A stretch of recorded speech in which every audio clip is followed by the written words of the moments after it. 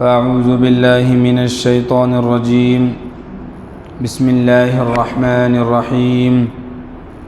وأورثنا القوم الذين كانوا يستضعفون مشارق الأرض ومغاربها التي باركنا فيها وتمت كلمة ربك الحسنى على بني إسرائيل ودمرنا ما كان يصنع فرعون وقومه وما كانوا يعرشون.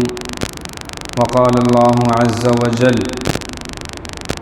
سبحان الذي أسرى بعبده ليلا من المسجد الحرام إلى المسجد الأقصى الذي باركنا حوله لنريه من آياتنا.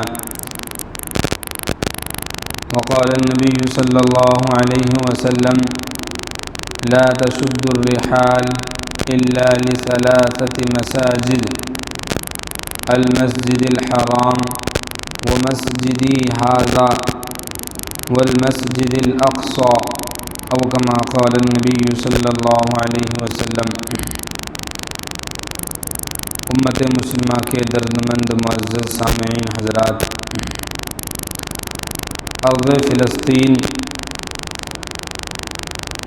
دوسری جنگ عظیم سے ہی مسلسل ابتلا اور آزمائش کا شکار اور ظلم اور بربریت کی آماجگاہ بنتی آ رہی ہے.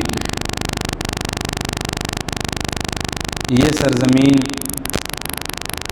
ویسے تو بہت مقدس اور بڑی بابرکت ہے اور اسلام میں اس خطے کی بہت اہمیت ہے.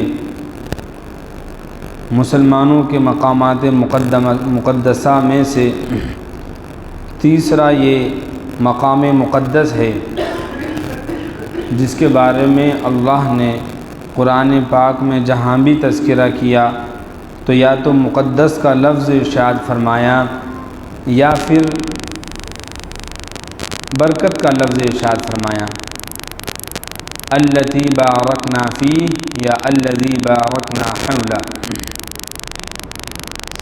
اس سرزمین کی فضیلت کا اندازہ ان آیات سے ہی ہو جاتا ہے جو الگ الگ مقامات پر اللہ نے ارشاد فرمائی ہیں، جیسے کہ 8ویں پارے میں ارشاد فرمایا: وَأَوْرَثْنَا الْقَوْمَ الَّذِينَ كَانُوا يُسْتَضْعَفُونَ مَشَارِقَ الْأَرْضِ وَمَغَارِبَهَا الَّتِي بَارَكْنَا فِيهَا. اللہ نے ارشاد فرمایا کہ اور ہم نے وارث بنا دیا اس سرزمین کا ہمارے ان بندوں کو جن کو زمین میں کمزور سمجھا جا رہا تھا. مشرق، اس زمین کے مشرق اور مغرب میں جس میں ہم نے برکت عطا فرمائی. اس سے مراد شام کا خطہ فلسطین ہے. سورہ مائدہ میں بھی اللہ تعالی نے یا قوم ادخلوا الارض المقدسہ ارشاد فرمایا، اے قوم تم مقدس سرزمین میں داخل ہو جاؤ. حضرت سلیمان علیہ السلام کا تذکرہ کیا سورہ انبیاء میں آیت نمبر 81 میں، تو اللہ نے ارشاد فرمایا: وَلِسُلَيْمَانَ الرِّيحَ عَاصِفَةً تَجْرِي بِأَمْرِهِ إِلَى الْأَرْضِ الَّتِي بَارَكْنَا فِيهَا. اس سرزمین میں جس میں ہم نے برکت عطا فرمائی.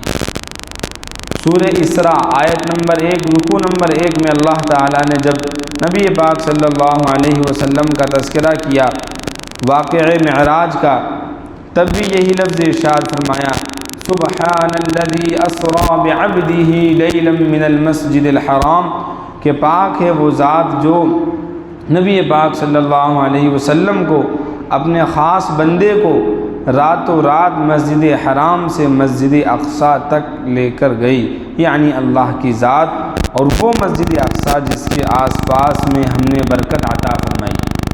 معزز سامعین حضرات، یہ جو خطہ ہے فلسطین کا، یہ پورا علاقہ ہے اور اس میں ایک شہر ہے. اس شہر کا نام ہے القدس، جس کو شہر مقدس بھی کہا جاتا ہے اور بیت المقدس بھی کہا جاتا ہے. وہاں مسلمانوں کا قبلہ اول ہے جس کو مسجد اقصیٰ کہا جاتا ہے. مسجد اقصیٰ 4 میناروں سے گھری ہوئی گنبدوں والی ایک مسجد ہے. 1,44,000 مربع میٹر پر پھیلی ہوئی ہے۔ اسکوائر فٹ یہ مربع فٹ ہوتا ہے، اور مربع میٹر 1,44,000 مربع میٹر پر پھیلی ہوئی یہ مسجد ہے۔ اس میں الگ الگ احاطے ہیں۔ اس کے بالکل سینٹر میں قبۃ الصخرہ ہے، جو خوبصورت سنہرے کلر کی عمارت نظر آتی ہے گنبد نما شکل میں، جو مسلمانوں کی طرز تعمیر کا ایک بہترین و خوبصورت نمونہ ہے۔ اس کے 14 دروازے ہیں۔ حضرت عمر فاروق رضی اللہ تعالیٰ عنہ کے زمانے میں سن 636 عیسوی میں فتح کیا گیا۔ سن 637 عیسوی میں اس کی تعمیر میں توسیع کی گئی، یعنی اس کو بڑھایا گیا۔ یوں تو اس کی اثر نو دوسری مرتبہ جو تعمیر کی تھی وہ سیدنا حضرت ابراہیم خلیل اللہ علیہ السلام نے خانہ کعبہ کی تعمیر کرنے کے بعد کی تھی۔ ایک حدیث ہے، حضرت ابو ذر رضی اللہ تعالیٰ عنہ کی غالباً روایت فرماتے ہیں کہ نبی پاک صلی اللہ علیہ وسلم سے پوچھا گیا، یا رسول اللہ، دنیا میں سب سے پہلی مسجد کون سی مسجد بنائی گئی؟ آپ صلی اللہ علیہ وسلم نے ارشاد فرمایا، المسجد الحرام، مکۃ المکرمہ کی مسجد حرام سب سے پہلے دنیا کے اندر مسجد بنائی گئی۔ ثم اس کے بعد پھر کون سی مسجد بنائی گئی؟ فرمایا المسجد الاقصی، دوسرے نمبر پر سرزمین میں پوری کائنات میں جو مسجد بنائی گئی وہ مسجد اقصی کا۔ ان دونوں کے درمیان کتنا فاصلہ رہا؟ 40 سنہ، 40 سال کا فاصلہ رہا۔ خانہ کعبہ کی تعمیر کے 40 سال کے بعد اللہ تعالیٰ نے سرزمین بیت المقدس میں مسجد اقصی کی تعمیر کروائی۔ مسلسل ابراہیم علیہ السلام کے بعد حضرت یعقوب علیہ السلام، اسحاق علیہ السلام، اور ان کے بعد حضرت سلیمان علیہ السلام، حضرت داؤد علیہ السلام، اور کئی انبیاء کرام کا وہ مسکن رہا، یہاں تک کہ سیدنا حضرت عیسیٰ علیہ السلام تک۔ اور نبی پاک صلی اللہ علیہ وسلم کی دنیا کے اندر تشریف لانے کے بعد، اعلان نبوت کے بعد، مسلمانوں کے لیے 17 مہینے تک مسجد اقصی کی طرف رخ کر کے نماز پڑھائی گئی، یعنی مسلمانوں کا قبلہ اول بھی ہے، 17 مہینے اور کچھ دن اس طریقے سے نماز پڑھی جاتی تھی کہ خانہ کعبہ بھی سامنے ہوتا تھا اور مسجد اقصی بھی۔ تو یہ جو مقدس سرزمین ہے مسلسل آزمائشوں کا شکار رہی، کئی مرتبہ یہاں خون کی ہولیاں کھیلی گئی۔ دوسری جنگ عظیم کے بعد سے مسلسل وہاں کے لوگوں پر ابتلا اور آزمائش کے پہاڑ توڑے جا رہے ہیں، اور اس سرزمین میں فلسطین کا جو خطہ ہے اس میں ایک مقام ہے جس کا نام ہے تاریخی مقام، اس کا نام ہے غزہ، جو ایک لمبا 40 کلومیٹر کے قریب اور 12 کلومیٹر کے قریب چوڑا، یہ وہ تاریخی مقام ہے جس پر مسلسل کئی سالوں سے ظلم اور بربریت کی ساری حدیں پار کر دی گئی۔ ٹپکتا ہوا خون، سسکتی آہیں، بے کفن لاشیں، بلبلاتی ہوئی ماؤں کی ممتائیں، ٹپکتے آنسو، خون کے آنسو، لہو روتی مائیں، اور ہر طرف ملبے کا ڈھیر، اس ملبے میں دبی ہوئی لاشیں۔ اوپر نظر اٹھائیں تو جنگی جہازوں کے طیارے نظر آتے، نیچے کی طرف نگاہ کریں تو ان برستے ہوئے بموں کا وہ ملبہ نظر آتا، جس کے نیچے کہیں بچوں کے چیتڑے دبے ہوئے، کہیں کسی کا ہاتھ دبا ہوا، اور ایسا ایک منظر کہ انسانی تاریخ میں شاید ایسا منظر کبھی دیکھنے کو نہیں ملا ہوگا۔ عزیزان ملت، یہ جو سرزمین ہے مسلسل آزمائش کا شکار رہی ہے۔ اللہ تعالیٰ نے اس کو بابرکت بھی بنایا، مقدس سرزمین بنایا۔ اس وقت غزہ کے اندر جو معرکہ ہے وہ ایمان اور کفر کا معرکہ ہے۔ ایک طرف دنیا کے سب سے مضبوط ترین طاقتیں ہیں، تو دوسری طرف خالص اللہ کی ذات پر ایمان اور اس کا یقین اور اس کا بھروسہ ہے۔ ایک طرف لاؤ لشکر فوجیں، جدید ترین ٹیکنالوجیز اور نئے قسم کے اسلحے ہیں تو دوسری طرف اللہ اور اس کی ذات اور رسول اللہ صلی اللہ علیہ وسلم کا تقدس ہے۔ ایک طرف بڑی بڑی افواج ہیں اور اس کی پشت پناہی پر بڑی بڑی طاقتیں ہیں، امریکہ ہے، برطانیہ ہے، فرانس ہے، لندن ہے، یہ بڑے بڑے ممالک ہیں، جرمنی ہے، تو دوسری طرف وہ نہتے بنا اسلحے والے لیکن اللہ کی ذات پر کامل یقین رکھنے والے، اور ارض فلسطین سے ساری دنیا کو ایمان کی دعوت دینے والے، مضبوط یقین کی دعوت دینے والے امت کے وہ جیالے ہیں جنہیں محافظین بیت المقدس کہا جاتا ہے، جو آج بھی اپنی جانوں کا، اپنے خون کا، اپنے بچوں کا، اپنی عورتوں کا اور اپنے بزرگوں کا اور خود اپنی جانوں کا نذرانہ پیش کر کے ایک ظالم اور جابر اور زبردست اور ناجائز طریقے پر وجود میں آنے والے ملک سے مقابلہ کر رہے ہیں، جو آج بھی ساری دنیا کو یہ درس دے رہے ہیں، یہ درس دے رہے ہیں کہ مقابلہ یہاں ایک فوج کا دوسری فوج سے نہیں ہے، یہاں عام لوگوں کا مقابلہ کفر اور ظلم اور شرک کی بڑی بڑی طاقتوں سے ہے، یہود سے مسلمانوں کا مقابلہ ہے۔ اور عزیزان ملت، جب سے یہ حالات شروع ہوئے ہیں تو آپ کی روحیں سن کر کانپ جائیں گی، انسانی بدن تھررانے لگتا ہے، لیکن جیسے ظلم اور بربریت انسانی تاریخ میں ہوئے ہیں، لوگوں نے بہت بڑے بڑے ظلم دیکھے ہیں، ایک طرف بغداد کے ہلاک و خان، چنگیز خان کی چنگیزی دیکھی، ہلاک و خان کی ہلاکت دیکھی، ہٹلر کی جو ایک زبردست ڈکٹیٹرشپ تھی، جو لوگوں کو قتل عام جس نے مچایا تھا وہ بھی دیکھا، لیکن آج کی تاریخ اسرائیل کی جو بمباری اور اس کا جو ظلم و بربریت ہے، اس نے ان سب کو پیچھے چھوڑ دیا، سب کو پیچھے چھوڑ دیا۔ 7-8 اکتوبر کے بعد سے لے کر اب تک 20-21 دن کے اندر فلسطین کے اندر، اس غزہ پٹی کے اندر ابھی کے حالات میں 7028 لوگوں کا انتقال ہو چکا ہے، 7028 لوگ، جس میں 3000 سے زیادہ صرف بچے ہیں، جس میں 1600 لوگ لاپتہ ہیں، جس میں تقریباً 900 بچے ہیں جن کا کچھ پتہ نہیں ہے، اور یہ امید بتلائی جا رہی ہے کہ وہ ملبوں کے اندر دب کر کے ختم ہو چکے ہیں، ابھی ان کا کوئی ریکارڈ نہیں ہے۔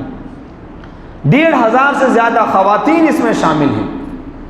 کیا کسی بھی انسانی تاریخ میں، کیا کسی بھی جنگی اصول میں یہ اصول ہے کہ عورتوں پر اور خاص طور پر بچوں پر ظلم و ستم ڈھایا جائے؟ ہم نے وہ حالات نہیں دیکھے ہیں، ہم نے عربی چینلوں کی رپورٹ سے دیکھی ہیں۔ اس بمباری کے نتیجے میں کئی ماؤں کے بچے پیدا ہو گئے، اور کئی بچے جو ابھی 4 دن کے 10 دن کے انہوں نے دم توڑ دیا، اور کئی بچے جو ابھی 1-2 سال کے نہیں ہوئے وہ اپنے سامنے ان بمباریوں کو دیکھ رہے ہیں۔ یہی نہیں، اس ظلم اور بربریت کے اندر ایک ہاسپٹل کو نشانہ بنایا جاتا ہے، وہ جگہ جہاں دم توڑتا ہوا انسان آتا ہے دم لینے کے لیے۔ قرآن پاک کے اندر اللہ تعالیٰ نے ارشاد فرمایا کہ جس نے ایک انسان کی جان بچائی گویا کہ اس نے پوری انسانیت کی جان بچائی، اور جس نے ایک نفس کو مار دیا گویا کہ اس نے پوری انسانیت کو مار دیا۔ ایک ہسپتال پر بمباری ہوتی ہے، 500 سے زیادہ لوگ ایک لمحے میں شہید ہو جاتے ہیں، جو لوگ اپنا علاج کرانے آئے تھے وہ ملبے کے ڈھیر کے اندر تبدیل ہو جایا کرتے ہیں۔ بتلائیے کیا یہ بھی کوئی تاریخ کی کوئی جنگ کہلائے گی؟ کیا یہ بھی کوئی مقابلہ ہوگا کہ دنیا کے سب سے بڑا جیل خانہ بنا دیا جائے، نہ ان کو کھانا دیا جائے، نہ لائٹ دی جائے، نہ پانی دیا جائے، نہ دوا دی جائے، نہ علاج دیا جائے، اور اس کے بعد بھی دنیا کے سامنے یہ ڈھونگ رچا جائے کہ ہم پر ظلم ہو رہا ہے اور وہ دہشت گرد ہیں؟ فلسطین والے کبھی دہشت گرد نہیں تھے، نہ وہ کبھی دہشت گرد رہے ہیں۔ ان کی یہ سرزمین ہے، ان کی یہ سرزمین ہے، یہود ان کی سرزمین پر جا کر کے آباد ہوئے ہیں، پوری دنیا میں ان کا کوئی ٹھکانہ نہیں تھا۔ آپ کو مسلمانوں کو یہ تاریخ یاد رکھنا ہوگی۔ عزیزان ملت، ہم بڑے غفلت والے لوگ ہیں، بڑے غافل ہیں، بڑے بے شعور ہیں، ہمارے مال اور دولت کا خرچ کرنے کا کوئی اندازہ نہیں، ہمیں صرف اور صرف واہیات سے مطلب ہے، ہمیں کوئی اندازہ نہیں، ہمیں تاریخ کا کوئی علم نہیں۔ حقیقت یہ ہے کہ ہٹلر نے دوسری جنگ عظیم کے بعد جس طریقے سے یہودیوں کو مارا، چن چن کر مارا، ساری دنیا نے مخالفت کی، لیکن ہٹلر نے ایک ایک یہودی کو مارا، اور اس کا یہ کہنا تھا ہر سازش کے نیچے ان کا ہاتھ تھا۔ جب ساری دنیا سے ان کو کھدیڑ دیا گیا، نہ برطانیہ نے ساتھ دیا، نہ انگلینڈ نے ساتھ دیا، نہ امریکہ نے ساتھ دیا، جرمنی سے تو باقاعدہ ہٹلر نے بھگایا تھا۔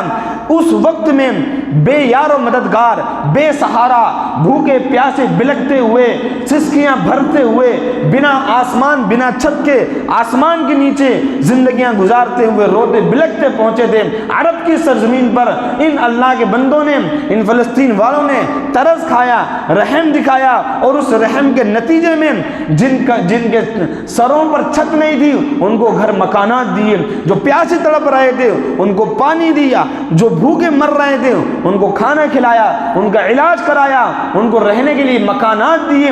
اور آج وہی لوگ آج اس پوزیشن میں ہیں کہ وہی لوگ ظلم اور بربریت کی انتہا کر رہے ہیں۔ ایک ایک دن کے اندر 400 500 600 لوگ مار دیے جاتے ہیں، دنیا کو کچھ نظر نہیں آتا ہے۔ وہ لوگ جو ساری دنیا کے اندر امن قائم کرنے کی بات کرتے ہیں، ساری دنیا کے اندر امن قائم کرنے کی بات کرتے ہیں، ان کو مسلمانوں کا خون نہیں لگتا، ان بچوں کا خون نہیں لگتا، ان عورتوں کا خون نہیں لگتا۔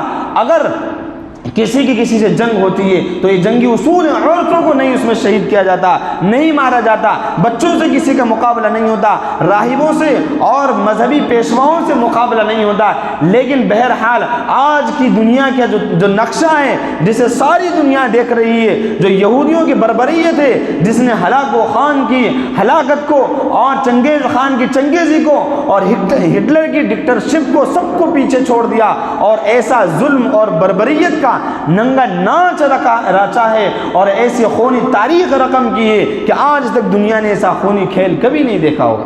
یہ سب کچھ اس غزہ پٹی کے اندر ہو رہا ہے جو دنیا کے سب سے بڑی جیل تصور کی جاتی ہے، جہاں نہ کھانا پہنچتا ہے، نہ پانی پہنچتا ہے، جہاں روزانہ 500 ٹرک سامان کے جایا کرتے تھے، صرف 20 ٹرک، وہ بھی بہت ساری طاقتوں کی مداخلت کرنے کے بعد وہاں پہنچائے جا رہے ہیں۔ ایسے حالات میں ساری دنیا غفلت برتتی رہے، لیکن ہمیں رسول اللہ صلی اللہ علیہ وسلم نے جو ایمان رشتہ دیا، جو اخوت فرمایا، ساری دنیا کے مسلمان آپس میں بھائی ہیں، ہم نے اپنے ایمانی رشتے کو بھلا دیا، ہمیں کوئی پرواہ نہیں، ہمیں کوئی مطلب نہیں ہمارے بھائیوں پر ظلم ڈھایا جائے، ان کی گردنوں کو مروڑ دیا جائے، بچوں کو تہس نہس کر دیا جائے، وہ فلک بوس عمارتوں کو ملبے میں تبدیل کر دیا جائے، ایک سیکنڈ کے اندر سینکڑوں بچوں کو اور مردوں کو اور خواتین کو مار دیا جائے، ہمیں کوئی فرق نہیں پڑتا۔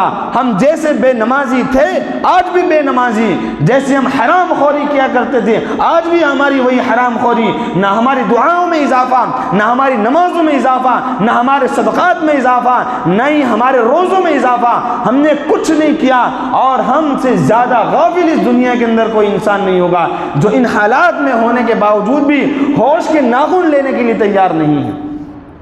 اگر میں زیادہ بولوں گا تو برا لگے گا، ہمیں مسجد میں آنے کی توفیق نہیں ہے، قنوت نازلہ میں آ کر کے فجر کی نماز میں آمین کہنے کا وقت نہیں ہے، لیکن جب ایک جھوٹا اور یہ جو لالچ آتا ہے، جو پورا شیطانیت کا کھیل ہوتا ہے، جو ماحول بنایا جاتا ہے چناؤ کا، تو آپ دیکھیں دری بچھانے والے، چادر بچھانے والے مسلمان ٹوپی لگا کر کے سڑکوں پر ایسے جاتے ہیں جیسے ان کی بیٹی کی بارات جا رہی ہو، جیسے ان کا داماد آ رہا ہو، لگتا ہی نہیں ہے کہ یہ ایمان والا ہے، ایسا لگتا ہے کہ جیسے اس کا باپ جا رہا ہو۔ ان کو نہ ایمان کی پرواہ، نہ ان کو نمازوں کی پرواہ، نہ ان کو اپنے مال اور جائیداد کی پرواہ، نہ اپنے بیٹوں کی تعلیم کی پرواہ، کچھ ان کو اندازہ نہیں ہے، ان کو صرف ایک ہوس ہے تو ایک ہوا بنانے کی اور لوگوں کی غلامی کرنے کی، اور اب مت کہلوائیے مجھ سے، حالات یہاں تک آ چکے ہیں۔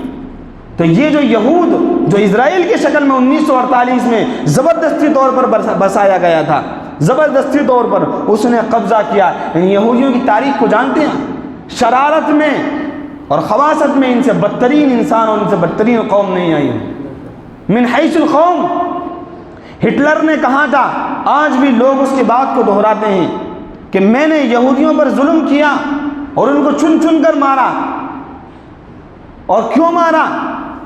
کہ لوگ ان کی سازشوں کو نہیں سمجھتے، میں نے دیکھا ہے ان کے سازشوں کو، کہا میں چاہتا تو ایک کو بھی زندہ نہیں چھوڑتا، ساری نسل کا خاتمہ کر دیتا ہے، لیکن میں نے کچھ لوگوں کو چھوڑا ہے تاکہ پھر سے دنیا دیکھے اور یاد کرے کہ ہٹلر نے جو کیا تھا وہ صحیح کیا تھا، کہ یہ کیسی چال باز، شاطر، مکار اور عیار اور سود خور قوم ہے، پوری دنیا کے اندر سود نظام پھیلانے والی قوم یہودی قوم ہے۔ یہ ہٹلر جس وقت جرمنی میں چانسلر نہیں بنا تھا، لیکن اس کی جو نفرت تھی یہودیوں کے تئیں وہ سب کو پتا تھا، تو اس کے ایک دوست نے کہا ہٹلر سے کہ کیوں یہودیوں سے اتنی نفرت ہے آپ کو؟ تو اس نے کہا کل میرے ساتھ آپ بازار چلنا، میں کچھ نہیں بتا رہا آپ کو، میرے ساتھ کل بازار چلیے آپ۔ وہ اس کو بازار لے کر جاتا ہے، بازار کے اندر اس نے ہٹلر نے اور اس کے دوست نے دیہاتی کپڑے پہن لیے کسانوں والے، اور ایک دم بالکل اناڑی گنوار بن کر کے ایک یہودی کی دکان پر گئے، اور سامان دیکھنے کے بعد کہا ایک چائے کا کپ چاہیے، مگہ چائے پینے کے لیے۔ اس نے ایک بہترین شاندار کپ دکھلایا، اور دکھانے کے بعد اس نے ایسے رکھا، بائیں طرف اس کی جو ڈنڈی ہوتی ہے پکڑنے کی چائے پینے کی وہ بائیں طرف تھی۔ ہٹلر نے سوال کیا کہ اس میں جو ڈنڈی ہے پکڑنے کے لیے وہ بائیں طرف ہے اور ہم مسلمان ہیں، اس نے ظاہر کیا، اور ہمارے یہاں سیدھے ہاتھ سے جو ہے پینا سنت ہے، تو یہ بائیں ہاتھ سے ہم اس کو نہیں پی سکتے، تو ایسا ہی کوئی آپ ایسا ہمیں کب بتلائیے کہ جس میں سیدھی طرف ڈنڈی ہو تو ہم سیدھے ہاتھ سے اس کو نوش فرما لیں۔ اس نے کہا ٹھہریے رکیے میں جاتا ہوں۔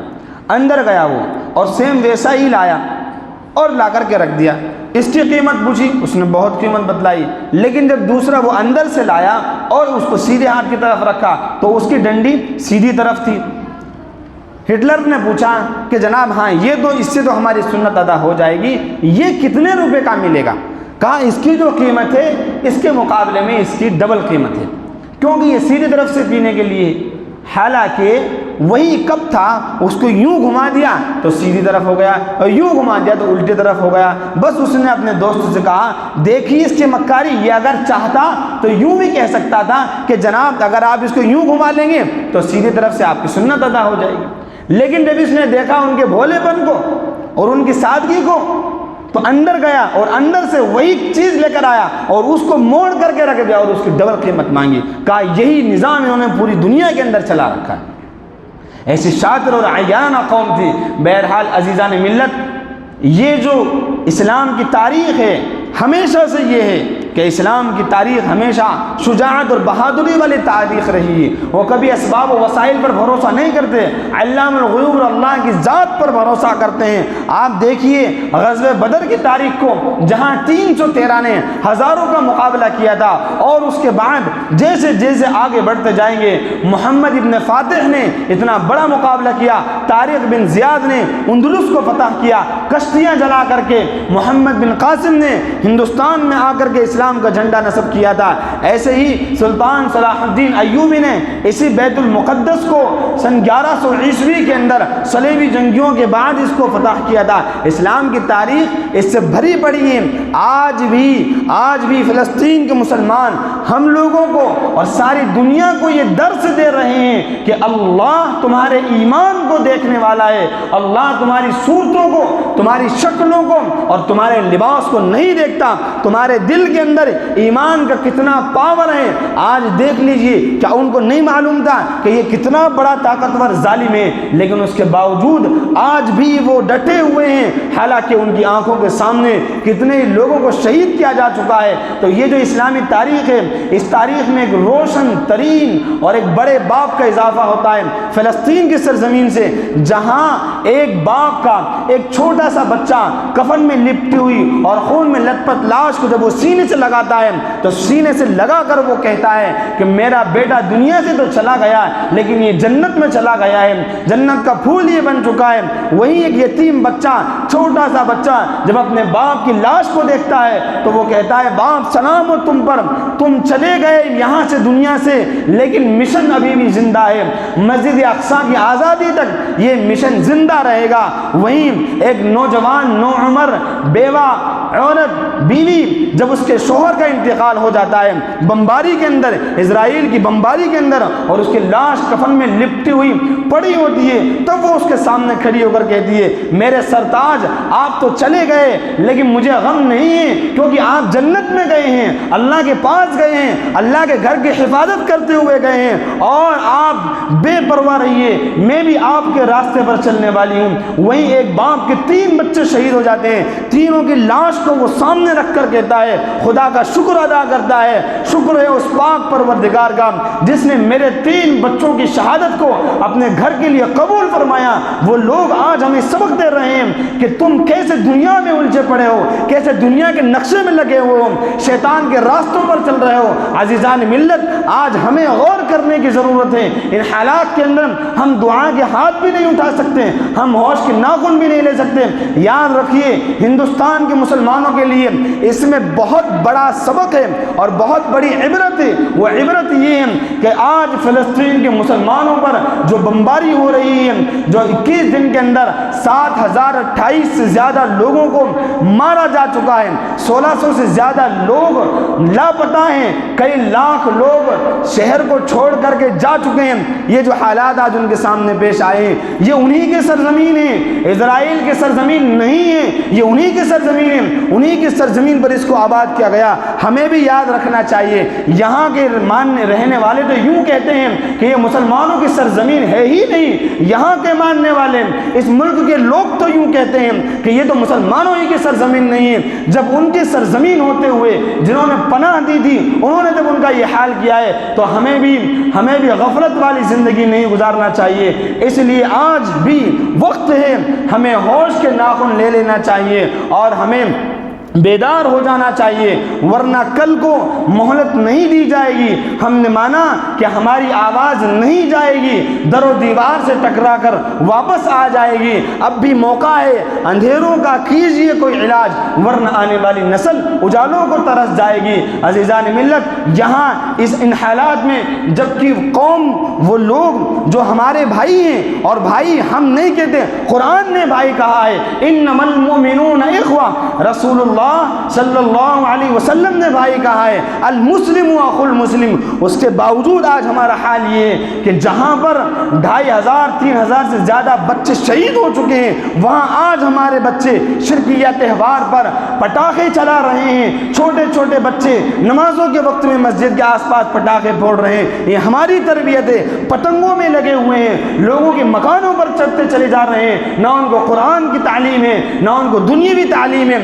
ہم جیسا غافل انسان تاریخ میں کوئی ہوگا؟ آج بھی ہماری نمازوں کی پابندی نہیں ہے۔ ہمارے نوجوانوں کو دیکھ لیجیے، آج آپ دیکھ لیجیے، خود نوجوان اپنے آپ میں غور کریں، کیا ان کو نمازوں کا حکم نہیں ہے؟ کیا ان کو مسجد میں آنے کا حکم نہیں ہے؟ کیا ان کے سینوں کے اندر دل نہیں ہے؟ کیا وہ دھڑکتا نہیں ہے؟ کیا ان کے دلوں کے اندر ان بلکتے ہوئے معصوم فلسطینی بچوں کی آہیں اور پکاریں نہیں سنی جا رہی ہیں؟ کیا ان کی دلوں ان کی آنکھوں کے اندر آنسو نہیں ہیں؟ وہ کیوں نہیں آتے اللہ کے دربار پر اور وہ کیوں نہیں مانگتے اللہم حرر المسجد الاقصی، اے اللہ مسجد اقصی کو آزادی عطا فرما، اللہم انصر اخواننا فی فلسطین، اے اللہ فلسطین میں غزہ میں ہمارے مسلمان بھائیوں کی مدد فرما۔ کس نے منع کیا ہے آپ کو دعا سے؟ کون سی سرکار ہے جو آپ کو دعاؤں سے روک رہی ہے؟ کیا ہم ان حالات میں صبح 6 بجے فجر کی جماعت میں شامل نہیں ہو سکتے، قنوت نازلہ میں شامل نہیں ہو سکتے؟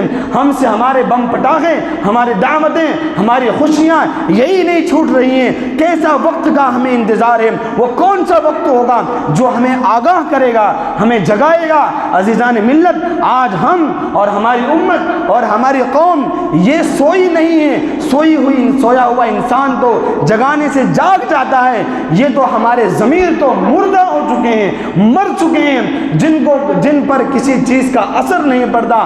عزیزان ملت، ہمیں غور کرنا چاہیے، اپنے حالات پر سنجیدگی کے ساتھ تعلیمی نظام کو فروغ دینا چاہیے، ہمیں تربیت نظام کو فروغ دینا چاہیے، ہماری زندگی کا ایک سسٹم ہونا چاہیے، ہمارے نوجوانوں کا ایک سسٹم ہونا چاہیے، ہماری مسجدیں نوجوانوں کی آہ و بکا سے آباد ہونا چاہیے، ہماری مسجدیں نوجوانوں سے معمور ہونا چاہیے، نوجوانوں کی پیشانیوں سے ہماری مسجدوں کی جانمازیں منور ہونا چاہیے۔ میں دعوت دیتا ہوں ہمارے نوجوانوں کو اور ہمارے تمام امت کے لوگوں کو، خدا کے لیے ان حالات میں آئیے، ہمارے لیے، ہماری امت کے لیے، نبی پاک صلی اللہ علیہ وسلم کی امت کے لیے ہاتھ اٹھا کر دعائیں مانگ لیجیے۔ ان بچوں کے لیے جنہوں نے دنیا کی صبح نہیں دیکھی تھی اور وہ چلے گئے، ایسے بڑے بڑے بم کے اندر وہ چلے گئے، ہم جن کا تصور نہیں کر سکتے کیا ان کی زندگی ہوگی۔ اگر وہ اوپر نگاہ اٹھاتے ہیں تو ان کو ہوائی جنگی جہاز نظر آتے ہیں، نیچے دیکھتے ہیں ملبے کا ڈھیر نظر آتا ہے، نہ پانی ہے، نہ کھانے کا کوئی انتظام ہے،